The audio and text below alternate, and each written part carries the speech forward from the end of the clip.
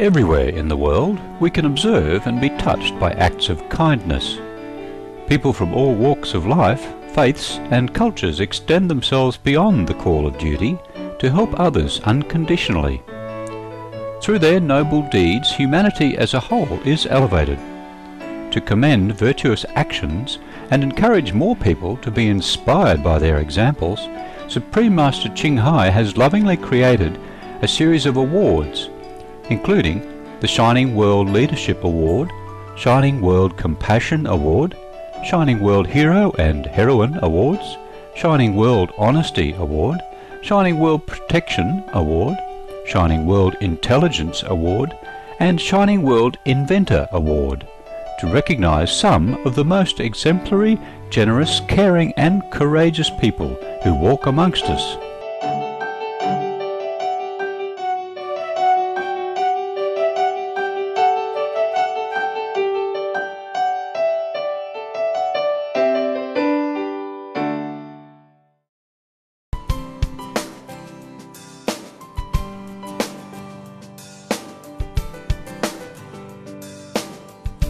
June 1, 2009 was an ordinary, idyllic day at Mordialloc Creek, located near Melbourne, Australia.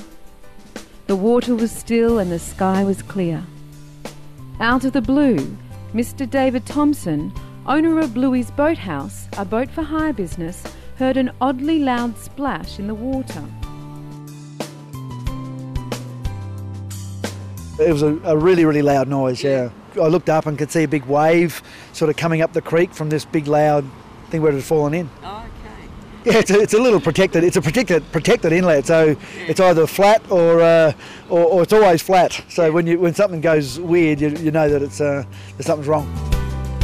What incredible event had just occurred that disturbed such a peaceful inlet? There's some work being done on the creek down here and the river inlet, and a guy was on an excavator on a floating platform, and something happened with the excavator, tipped over, and the excavator fell into the river, and he was trapped underneath the excavator. The worker, named John, had fallen overboard along with the heavy machinery, which weighed between 20 to 30 tonnes. It's like a big crane, and upside down. It was already sunk to the bottom, Yes. but it was settling and getting deeper and deeper, and it was pretty scary. Yeah. His foot caught. He was caught underwater and couldn't get up and he was drowning. John was pinned in a precarious position. As Mr. Thomson described, a centimetre deeper and he would have been dead. A centimetre higher and he would have been able to breathe without taking in water. While John's co-worker tried to operate the machinery to release him, Mr. Thomson dove without hesitation into the chilly waters to try to help the drowning stranger. I was sort of half diving, half going underneath him and pushing him up as hard as I could to get his nose above water, but I could only get his nose sort of above water but not clear, so he was unfortunately drowning as that was happening. According to Mr. Thomson, John was underwater for between 8 to 10 minutes. At this point, Mr. Thomson felt his efforts were becoming futile, as the man could still not stay above the water's surface and was ingesting too much water. He was a really brave guy. Once he worked out what I was trying to do, every time I pushed him up, he was trying to blow water out like a whale, but his strength was going pretty quickly, and so that was sort of slowing down as time went by. He was just sinking further and further down, and we were underwater. In such a desperate situation, time is of the essence. Fortunately, as this tragic ordeal played out, Mr. Thomson was able to keep a level head in such a stressful predicament. I felt relatively calm, but I felt a little bit helpless because I could see that he was losing strength and we were sinking deeper and deeper, and different things that I could do to get ourselves out of that situation. A crowd of people had begun to gather at the scene of the disaster, but they could only look on in shock as they witnessed the struggles of the drowning man and Mr. Thomson's attempts to save him. As John's status was weakening and becoming ever more critical, Mr. Thomson quickly tried to get the attention of passerby to call for additional assistance.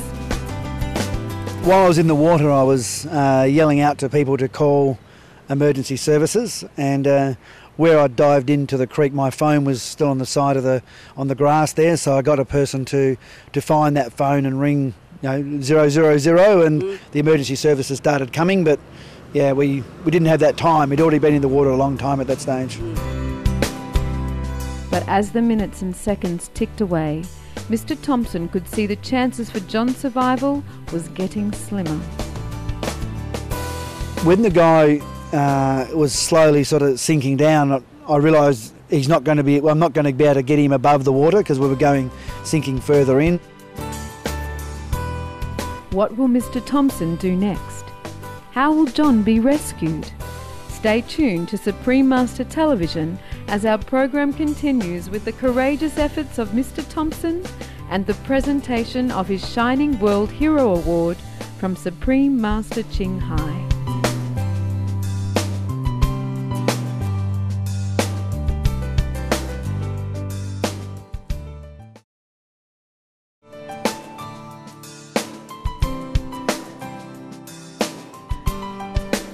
Welcome to today's program featuring the extraordinary bravery, quick thinking and selflessness of Mr. David Thomson, a Shining World Hero Award recipient from Supreme Master Ching Hai. Mr. Thomson was at the scene of a construction accident that occurred at Mordialloc Creek in Australia, where a 20 to 30 tonne piece of machinery had toppled into the water and pinned a worker named John underwater. Without delay, Mr. Thomson jumped into the icy waters to offer aid. Despite his best efforts to keep John above water level as it lapped in and out of his mouth, Mr. Thomson could see that he needed an alternate plan of action. I was just going through my head all the things I've got at the boat hire, such as funnels and tubes and things, and yelling out to people to get those things. And eventually we came up with a vacuum cleaner hose, which I was able to use. Although under stress, Mr. Thomson relied on his instincts to quickly fashion the hose into a life-saving device. Put my hand over the end of the vacuum cleaner hose and inserted it underwater and put that into his mouth, and then tried to hold his jaw around it, but his jaw was fairly loose, so then I decided just to start blowing as much air in as I could. So he was fighting, and but his strength had gone. He turned blue. Even at this late stage, Mr. Thomson did not give up on John. His determination is truly admirable. He continued to struggle to free John from the heavy excavator, and his perseverance proved fruitful. As he went under for the last time and I was able to get him free eventually, I had to start thinking about how to do CPR and all the things you've got to do. But as I pulled him eventually up, the emergency services arrived on the scene and took over from me to get him to recover. Afterwards, Mr. Thomson discovered another miraculous factor that was in John's favour. In his recounting this fact, Mr. Thomson reveals his humble nature in not taking credit for saving the life of John. Where he was trapped, his boot was trapped upside down in the excavator, and when he had gone under for the last time, his foot slipped out of his pair of boots, but they were one of those slide-on pair of boots, and he'd only just got them. Up until then, he'd always had big lace-up boots, and if that was the case, he wouldn't have got out. So he was a lucky man whoever bought the boots. For his altruistic spirit, noble heart and courageous actions to save another life, Supreme Master Ching Hai recognised Mr. Thomson with a Shining World Hero Award. She wrote a personal letter to be presented to Mr. Thomson, along with the beautiful crystal plaque. Dear Mr. Thomson, it is with the greatest pleasure and gratitude that we present to you the Shining World Hero Award.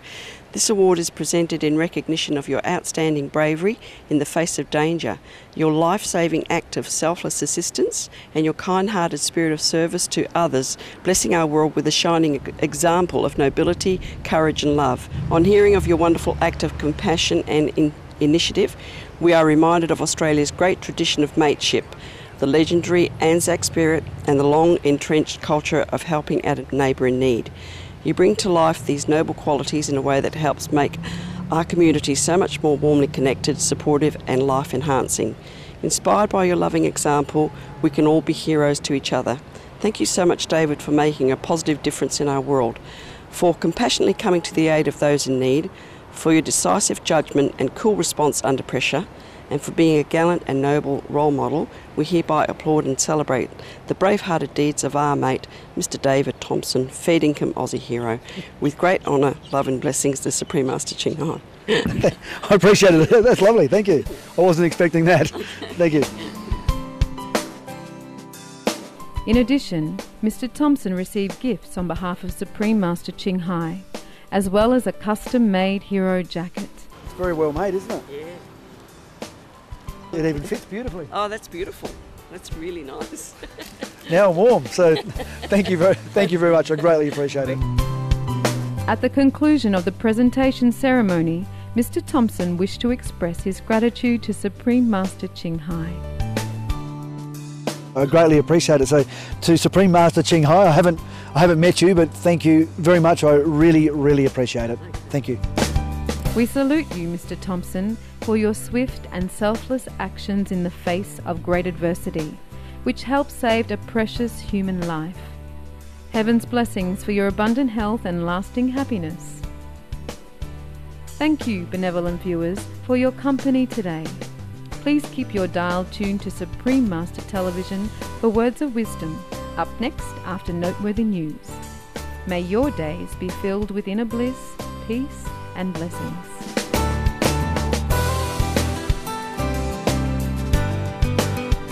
For more details, please visit www.suprememastertv.com/EE.